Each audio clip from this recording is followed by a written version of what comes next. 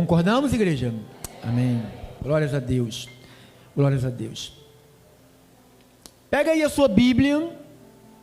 Quero cumprimentar e saudar os ouvintes das rádios, os ouvintes dos aplicativos, os ouvintes do Facebook, a audiência do YouTube, os irmãos do WhatsApp. Vamos agora para a palavra do Senhor. Eu estou na graça. Diga, eu estou na graça. Claro, senão não seríamos salvos, né? E a graça? Está em mim? Mas pode alguém estar na graça e a graça não está nele? Claro, tem pessoas que só estão na graça, irmão. Se intitulam salvos, se intitulam as pérolas de Cristo, né? Os queridinhos de Deus, que são salvos, né? Ainda recitam assim: aonde abundou o pecado, vai abundar a graça. Então, aí continuam mergulhando no pecado para que a graça de Deus abunde mais. E Paulo disse que não pode ser assim, né? Paulo falou que não é assim. Nós já morremos para o pecado. Então é possível alguém dizer que está na graça, porque é salvo, mas ninguém vê a graça nessa pessoa. Minha função, 2 Timóteo capítulo 4, irmão querido, bota aquela outra Bíblia, tá? Fazendo um favor. Capítulo 4, 2 Timóteo, capítulo de número 4, do versos 1 ao versos 8. Eu estou na graça, e a graça está em mim. Diz assim, essa não é a Almeida não, tá, irmãos? Se você quiser acompanhar na tua Bíblia, se você quiser olhar para cá, diz assim: na presença de Deus e de Cristo Jesus, que julgará todos os seres humanos. Quem acredita nisso, irmão? Julgará todos os seres humanos. Diga, ele vai julgar. Tanto os que estiverem vivos na sua vinda, né? Como os que estiverem mortos. Eu ordeno a você, Paulo falando a Timóteo, com toda firmeza, o seguinte: por causa da vinda, Paulo acreditava que Jesus viria, por causa da vinda de Cristo e do seu reino, faça o quê? Pregue a mensagem, insista em anunciá-la, seja no tempo certo ou não. Procure convencer, repreenda, anime e ensine com toda paciência. Pois a gente vamos ler no presente. Paulo falou no futuro, né? Pois já chegou o tempo. Paulo falou, pois vai chegar. Paulo falou que ia chegar, né? Pois, vamos ler, já chegou o tempo. Já chegou ou não chegou, irmão? Já chegou. Pois já chegou o tempo em que as pessoas não vão dar a atenção ao verdadeiro ensinamento. Ou você dá atenção ao verdadeiro, ou você vai dar atenção ao falso. Uma das duas você vai se inclinar. Você não, se você falar que está no meio, você já se inclinou para o falso. Não existe meio, existe direito ou esquerdo. Então, pois vai chegar, já chegou, vou colocar o tempo, pois já estou vivendo isto, já chegou o tempo em que as pessoas não vão dar a atenção ao verdadeiro ensinamento, mas seguirão, o que elas vão seguir? Os seus próprios desejos, ideologia de gênero, vão seguir os astros, Deus é a fumaça, Deus é a árvore, Deus é o passarinho, mas seguirão os seus próprios desejos, e arranjarão, ela tem desejos próprios, olha quem elas vão procurar para ser mestre delas, e arranjarão para si mesmas uma porção de mestres. Então, essas pessoas também gostam de mestre, elas que andam nos seus desejos, mas elas procuram os mestres. Quais os mestres que elas procuram? A mim são poucos que procuram, né? Por quê? Porque esses mestres vão falar o que para elas? Vão dizer a elas o quê? O que elas querem ouvir. Não, irmão, você está passando por isso, irmã? Sim, porque você não jejuou. Se você jejuar, acaba tudo isso. Aí ela vai e jejua, continua a mesma coisa. Melhorou. É igual aquela dor que a gente sentia quando era criança. Chorava de sair cachoeira dos olhos. A mamãe chegava, passou. Como pode? Como pode? Então elas vão dizer a elas o que elas querem ouvir. Não tem problema nenhum. Não. Eu sei, você nasceu homem, mas a tua alma é de mulher. Você nasceu mulher, mas a tua alma é de homem. Sem problema. Deus, eu estava ouvindo dois homens que se casaram e se fizeram. Tem a igreja, uma igreja aí, eu esqueci o nome dela, sabe, dois homens que se casaram, e tem um monte de igreja, não é de Jesus não, é deles. Eles disseram assim, Deus é amor. Ele pega a Bíblia e fala assim, contra o amor não há lei. Ou seja, se eu sou um homem e quero me unir com outro homem e amá-lo e ter relação íntima com ele, beijar na boca e, sabe, fazer tudo o que eu deveria fazer com minha esposa, ele fala que isto é uma manifestação de amor, e Deus está aprovando porque é amor. Irmãos, Deus é amor e aprova que eu ame o irmão aqui, mas eu pido, você sabe que eu te amo, irmão, mas eu não vou dormir contigo nunca. Entendeu, abençoada? A gente pode dormir se a gente for acampar, né, irmão? Assim, uma coisa assim, você numa cama ou na outra, né? Para você ter a ideia do que essa falsidade que eles defendem do amor. Então, você tem na Bíblia um exemplo de Davi e Jonatas. Quem já viu isso? Que diz que Davi amou Jonas. Davi amou Jonas, mas Davi não foi para a cama com Jonas, Davi foi para a cama com Betseba.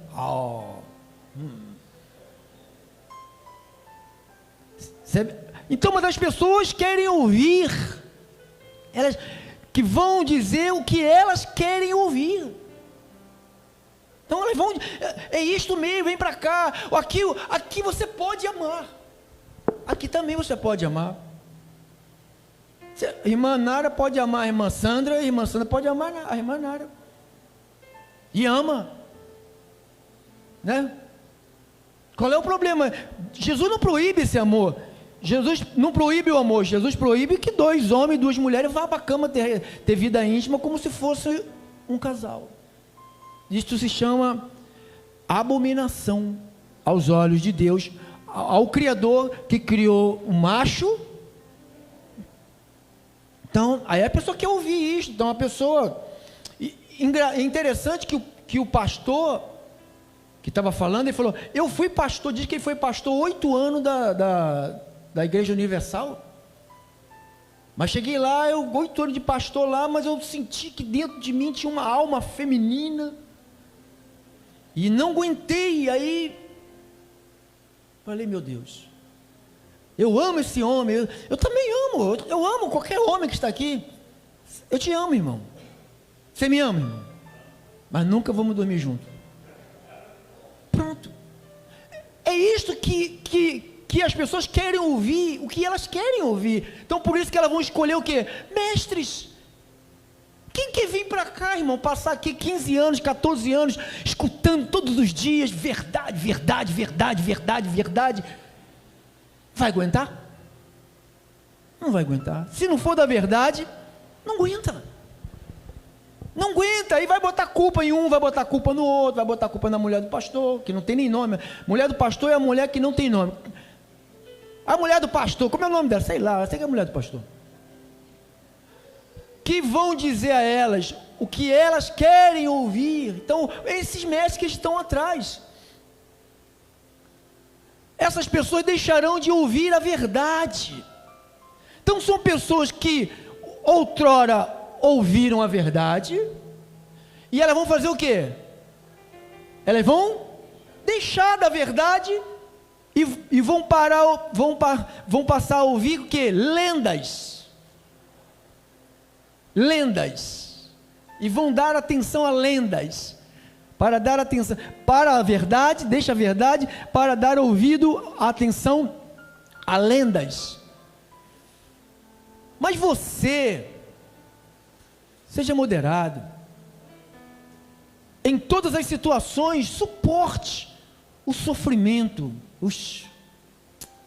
Como eu tenho suportado, meu Deus, às vezes eu penso que eu vou morrer. Eu já morri, né?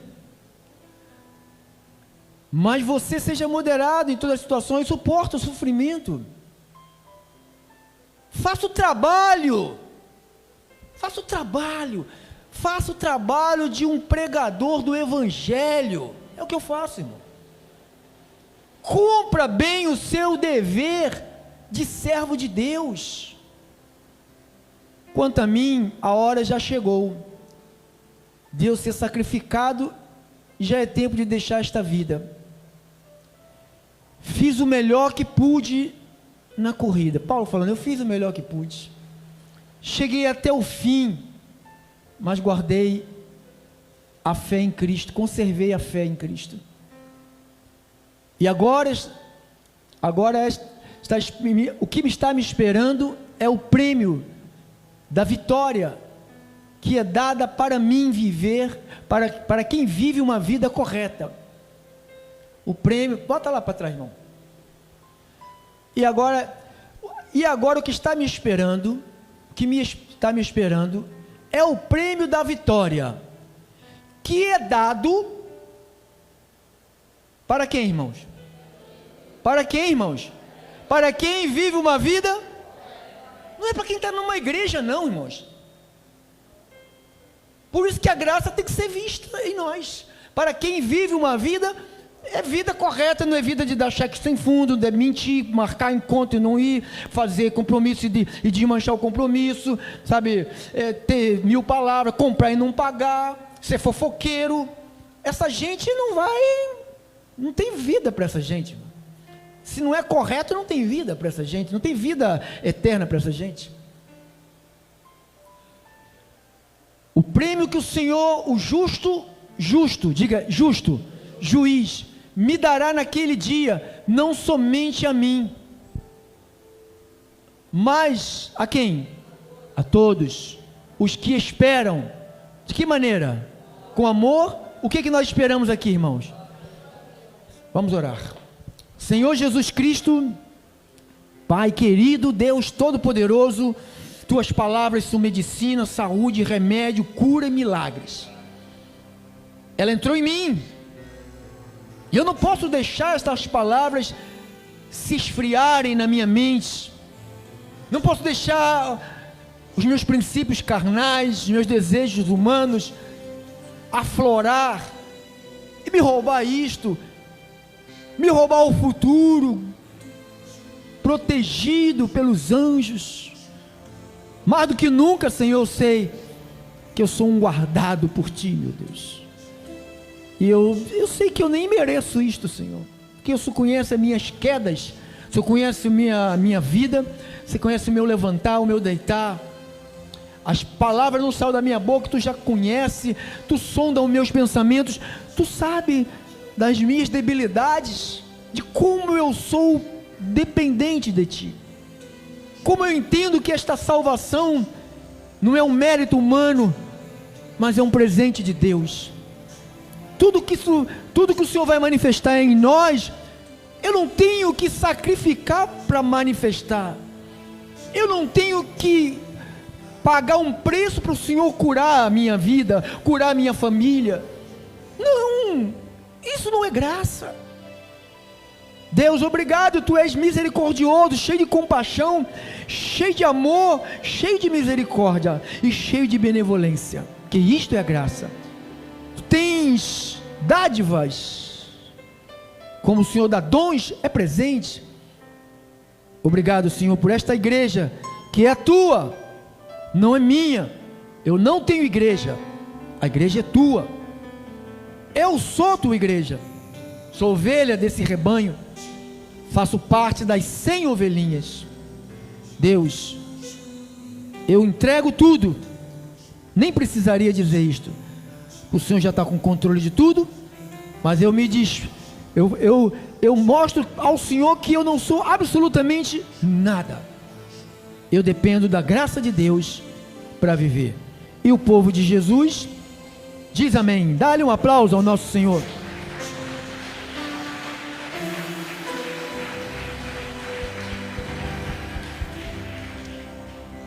Glórias a Deus.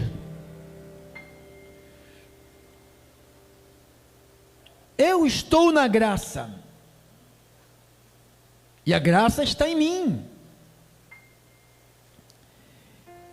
Eu fiquei pensando naquela passagem, até eu acabei lendo hoje, naquela passagem de Jesus.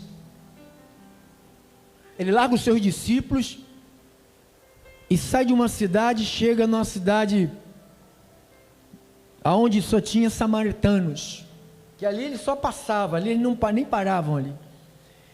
E Jesus, ali ele encontra uma senhora, uma jovem,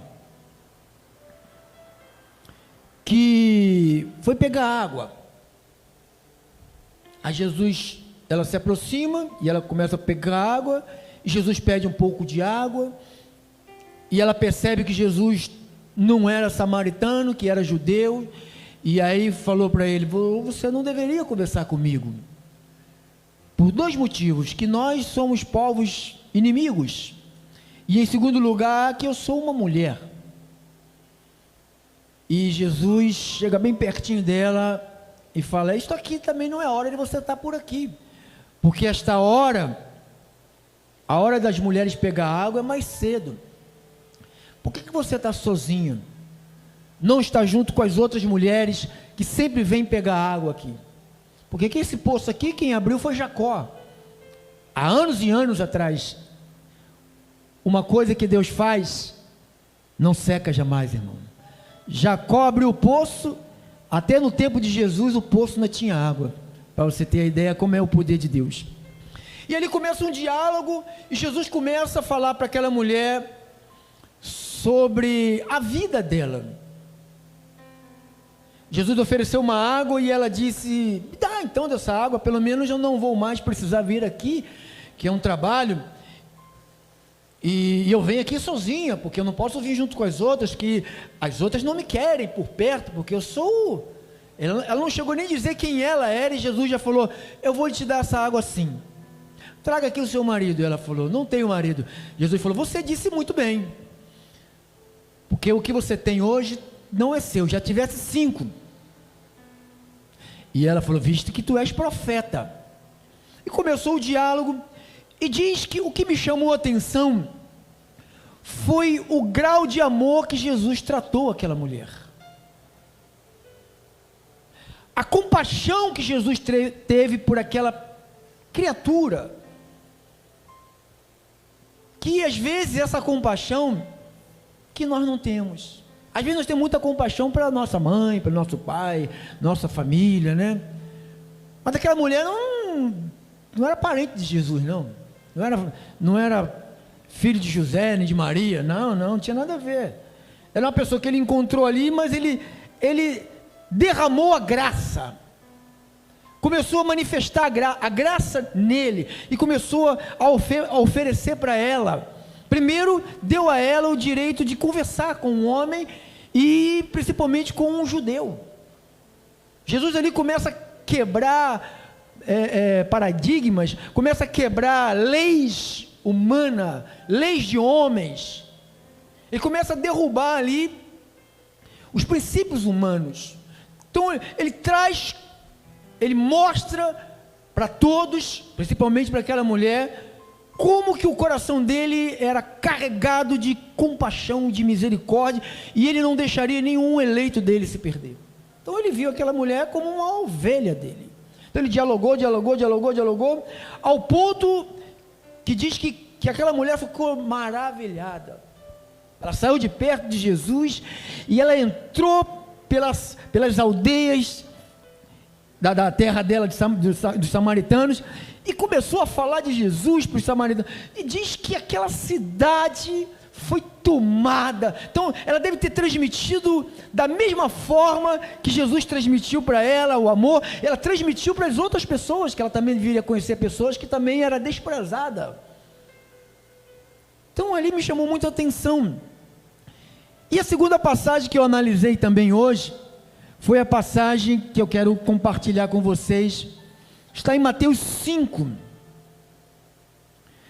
essa você bota na Almeida, tá, meu amado? Mateus 5,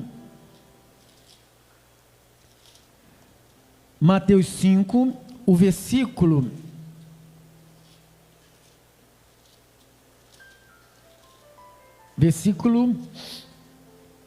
1 ao versículo 10,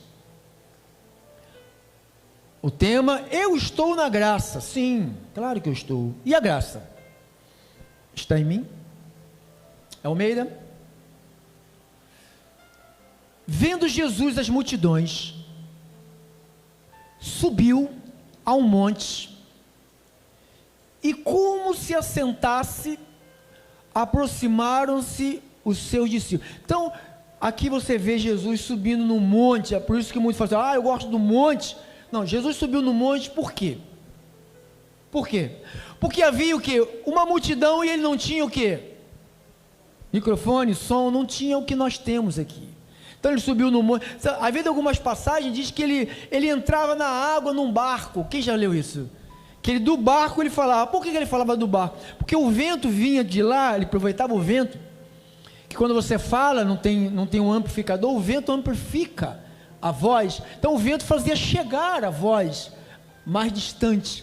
Então quando diz que ele subiu ao monte, não foi para orar nem para nada disso, nem foi para jejuar, nada disso. Ele subiu para falar com as pessoas. Passa, irmão. E ele passou a ensiná-los dizendo, versículo de número 3, bem-aventurados os humildes de espírito, porque deles é o reino dos céus. Bem-aventurados os que choram, porque serão consolados. Bem-aventurados os mansos, porque herdarão a terra. Bem-aventurados os que têm fome e sede de justiça, porque eles serão fartos. Bem-aventurados os misericordiosos, porque alcançarão misericórdia. Bem-aventurados os limpos de coração, porque verão a Deus. Bem-aventurados os pacificadores, porque serão chamados filhos de Deus. Bem-aventurados os perseguidos por causa da justiça, porque deles é o reino dos céus. Bem-aventurados sois quando por minha causa vos injuriarem e vos perseguirem, mentindo e disserem todo o mal contra vós. Regozijai-vos, exultai, porque é grande o vosso galardão nos céus, pois assim perseguiram os profetas que vieram antes de vós. Isto é uma pregação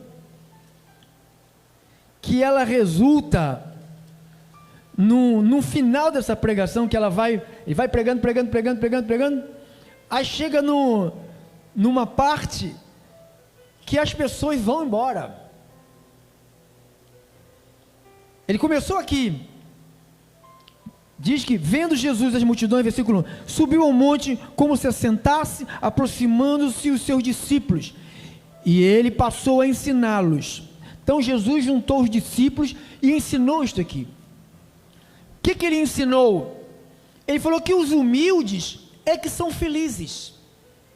Essa palavra bem-aventurado quer dizer mais do que felizes. Então, bem-aventurado os humildes de espírito. O que é um humilde de espírito?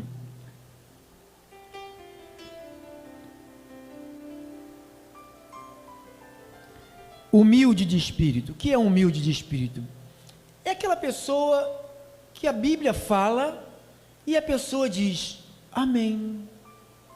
Não, eu vou procurar um negocinho aqui, sabe, o pastor falou, mas vou procurar um trocinho aqui, não, amado, eu não procuro trocinho nenhum, sabe, eu não pego pedaço da Bíblia, para atacar alguém, para diminuir alguém, sabe, eu prego a palavra de Deus.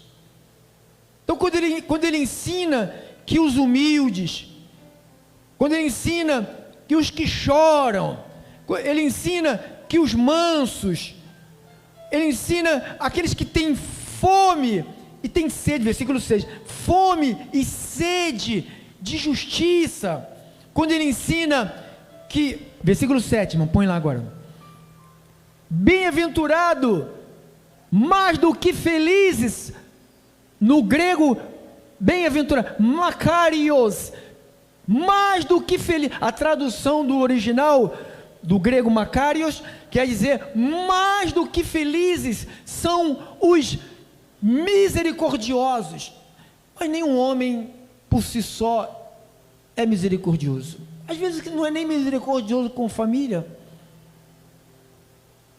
às vezes nem com a família a pessoa é misericordioso. Então, ser misericordioso, ele vai muito mais do que um esforço que eu faço para ser misericordioso. Mesmo que eu venha me esforçar para ser um misericordioso, eu nunca vou ser chamado de mais do que feliz me esforçando, porque quando eu me esforço para fazer alguma coisa, daqui a pouco eu vou largar aquilo. Porque eu me sinto, eu estou cansado de me esforçar, sabe, para viver bem com a minha mulher, estou cansado de me esforçar, estou cansado de me esforçar para viver bem com o meu marido. Então chega uma hora que a pessoa, ela larga.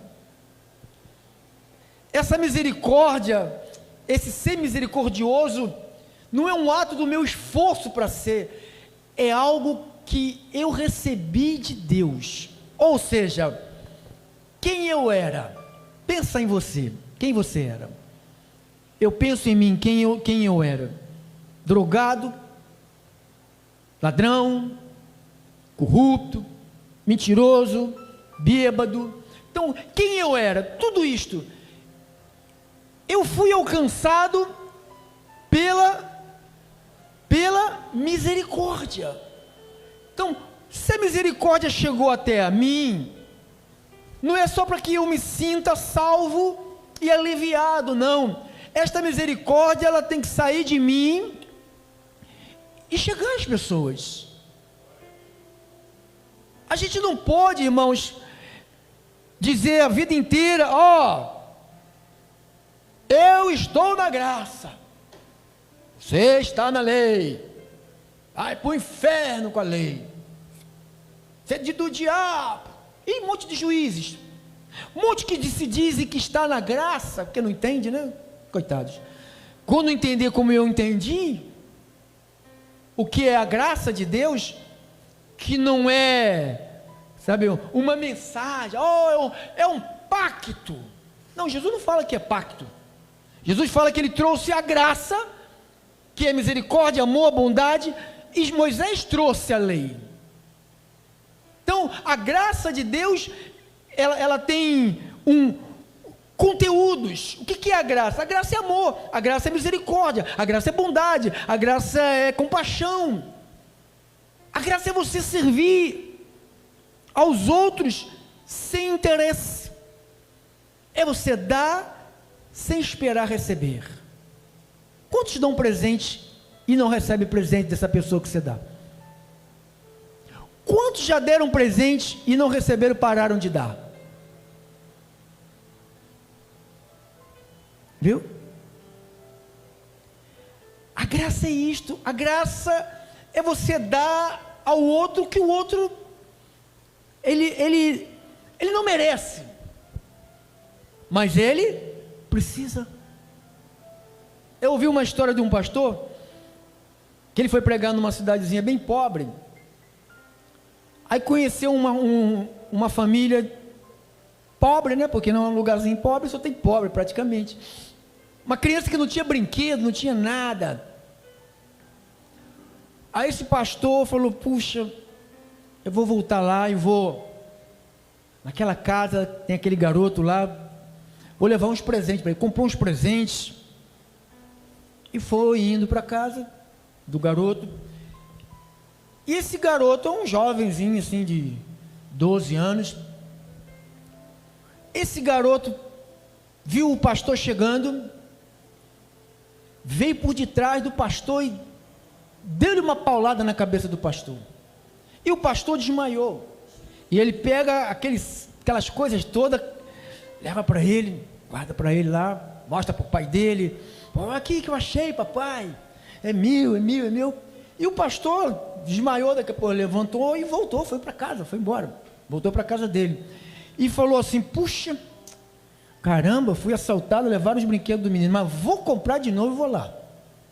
Porque ele não sabia que foi o garoto que ele ia levar o presente, que deu a pancada nele. O pastor vai, compra os presentes de novo, aí vai na casa do garoto, aí chega lá: poxa, semana passada eu vim aqui para trazer esse presente, não deu para chegar aqui, porque eu levei uma pancada e me roubaram os presentes que é teu, mas eu comprei tudo de novo, está aqui. Aí o pai do garoto falou assim: ele não merece não, porque foi ele que te deu a pancada. Aí o pastor falou: eu sei que ele não merece, mas ele precisa da misericórdia. Então Deus não dá para a gente porque a gente merece, Ele dá para a gente porque a gente precisa. O menino merecia? Não. O que o pastor falou? Dá. Ele não merece, como eu não mereço, você não merece. Ah, eu mereço. Tem gente que diz: eu mereço sim, porque eu sou um orador, porque eu sou um jejuador, porque eu sou um consagrado, porque igual a mim não tem, porque eu vou no monte, porque eu vou no mato, porque eu oro, porque eu vou, não saio das vigílias, porque eu... Quem já ouviu isso, irmão? Pessoas dizendo assim. Merece essa pessoa? E é um mentiroso, né? É um mentiroso. Eu jejuo tantos dias, eu jejuo tantas horas, eu faço isso, faço no monte, faço não sei o que, eu mereço. Não merecemos absolutamente. Irmãos, ninguém toca o coração de Deus com sacrifício. O que toca o coração de Deus é você crer nele. A Bíblia diz: aqueles que se aproximam de Deus, creia que Ele existe, e Ele é um galardoador daqueles que crêem nele. Isso, irmã, aplauda o Senhor. Aqui não é proibido aplaudir, não. Então você vê aqui: bem-aventurados os misericordiosos, porque eles alcançarão o quê? A misericórdia. Bem-aventurados que têm misericórdia, porque quem tem misericórdia, porque alcançou a... Então quem não tem misericórdia não alcançou nada, irmão. Irmãos, a gente tem que romper com a religião. Essa religião do mundo, ela é fraca, ela é maldita, ela divide. Eu falei ontem lá no barco, eu aproveito o tempo até do meu lazer para falar do meu Senhor. Religião é desgraça. Religião, em nome de religião, se põe bomba no corpo, mata a pessoa, destrói prédio, destrói vidas. Nós como cristãos, Você sabe que no passado, você sabe por que Jesus foi beijado por Judas? Por quê, irmão? Por quê? Os discípulos se pareciam com Jesus. Se a gente não nos parecermos com Jesus, perda de tempo. Eu tenho 2 filhas. Minhas filhas me acompanharam 16 anos, 15, 16, 18. Não quer mais? A salvação é pela graça, por meio da fé. Isto não vem de nós, é um presente de Deus. A gente não sabe quem é salvo, a gente não pode forçar a salvação nas pessoas. Se não vier, eu não te dou isso. Se não vier, eu não te bato. Se não vier, eu te arrebento. Se não vier, não cola. Você tem que cuidar da sua vida, da sua salvação, desses presentes que Deus tem te dado, chamado graça, que é compaixão, benevolência, que isso tem que sair de você para os outros. Agora eu quero mudar de Jesus para Paulo. O irmão Mauri até jogou essa palavra mandou até para mim essa palavra. 1 Coríntios 13, para a gente encerrar esta palavra 1 Coríntios 13, deste domingo. Versículo de número 4 ao versículo 13. Eu estou na graça. Quem está na graça? A graça está em ti? 13, 4.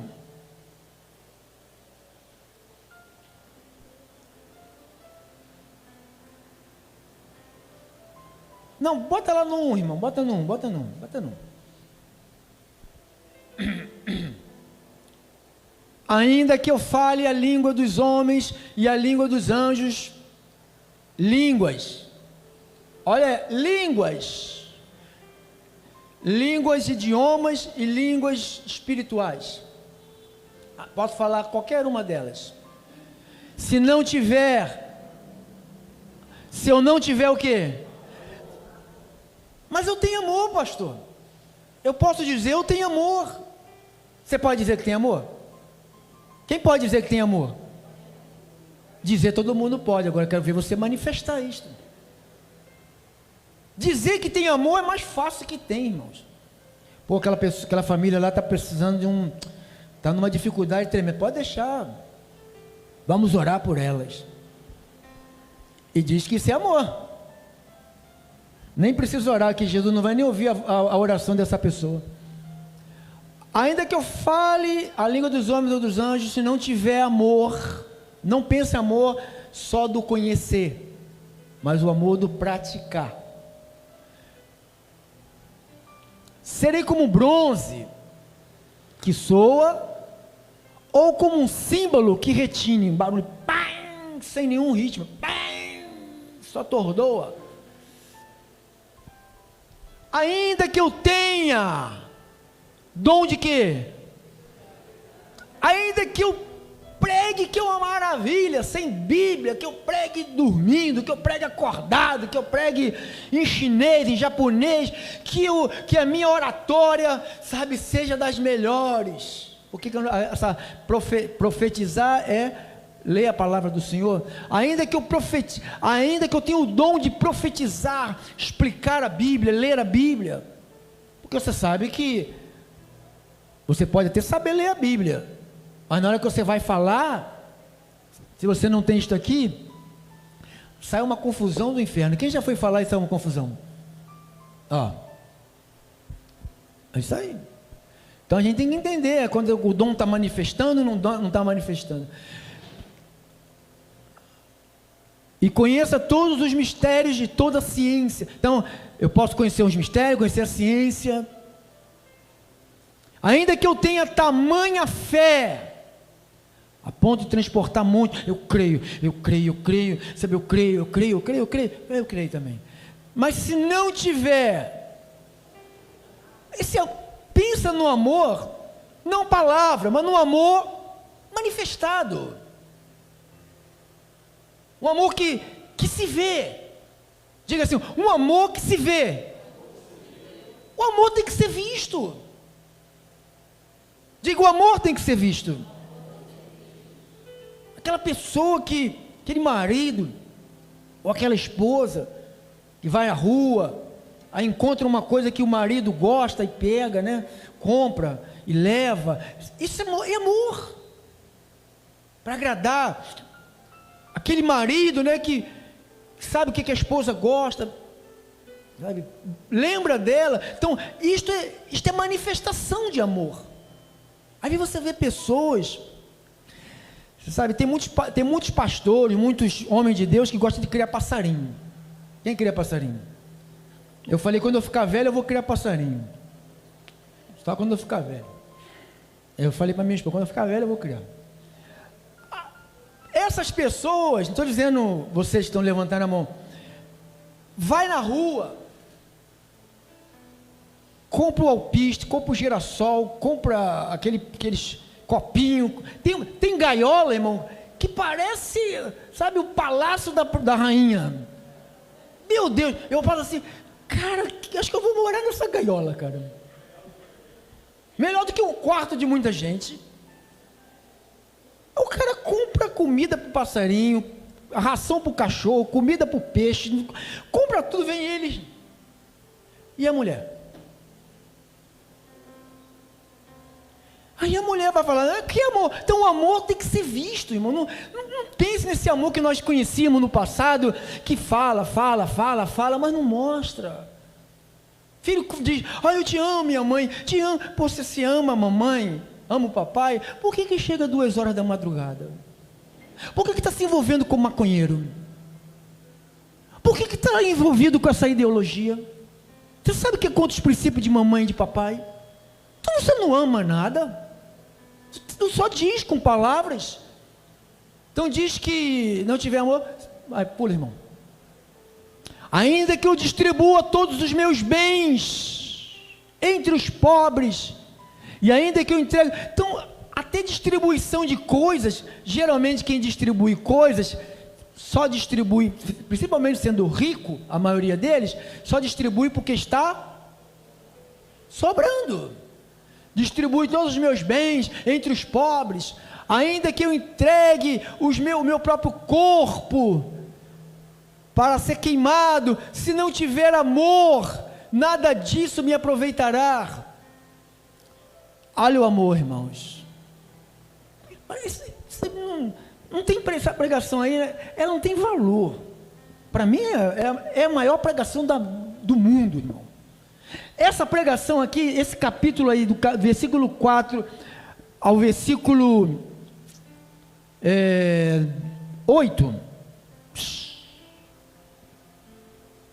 se você viver isto aqui, você verdadeiramente está na graça e a graça está em você. Se não, você é salvo pela graça, mas ainda a graça está escondida dentro de você ainda. O amor é paciente. Haja paciência. Como é que uma pessoa consegue ficar casado? O irmão lá fez 31 anos de casado, a irmã Ana. Foi? Parece que foi semana passada que a gente, né, que estava lá no escritório, que a gente filmamos. Falei, meu Deus, já passou tão rápido. Já se passou um ano. Ali foi 30. Se passou um ano. Então diz, para estar 31, 20, 15, 40, tem que ter o quê? Mas não é aquela paciência que você se esforça, porque mais que eu me esforçar para ter paciência para viver com a minha esposa, eu não vou aguentar. Essa paciência tem que vir de lá para cá, senão não aguenta, irmão. Se ela não tivesse paciência de cima para baixo, duvido que ela estava comigo. Duvido. O amor é paciente, o amor benigno. O amor não arde. Não dá para ficar 31 anos casado, 40 anos, 20 anos casado, com esse troço aqui, ó. você não me dá a senha do seu celular. Primeiro que para mim um casal que põe senha no celular e o marido não sabe, para mim não é casal. A mim não é casal. Para mim um casal que o marido tem uma conta que a mulher não sabe nem o número da conta, para mim não é casal. Para mim, para você se é, paciência, continua na tua pegada, vai se dar bem. Para mim não é. Para mim não é. Então, arder em ciúme, isto é uma demonstração que não tem a graça de Deus. Eu sempre digo, irmãos, que isto aqui destrói, isto aqui destrói, isto aqui destrói, isto aqui destrói, tudo isto aqui destrói. Então, o amor não tem que ter ciúmes, o amor não pensa em si, não é soberbo. Vamos botar na outra versão, que isso aí ela fala assim, que a gente não tem que fazer uma... O que é ufana? Veja aí, irmão, bota lá. Quem ama é paciente, é bondoso. Quem ama não é ciumento, nem é orgulhoso, nem é vaidoso. Quem ama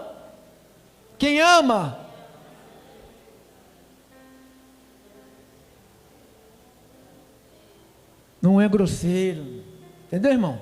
É grosseiro? Quem ama não é egoísta. Quem ama não fica irritado. Quem ama não guarda o quê? Gente, como pode a pessoa estar casada e não falar com o outro, gente? Acho que eu nunca passei de um dia para o outro sem conversar com a minha mulher. Se eu passar uma semana sem falar com ela, eu pego a minha sacola e caio fora. Acabou o casamento, irmãos. O casamento é vínculo, é diálogo. O que liga o que faz eu ter amizade com ele? Se eu tenho o quê? Comunhão.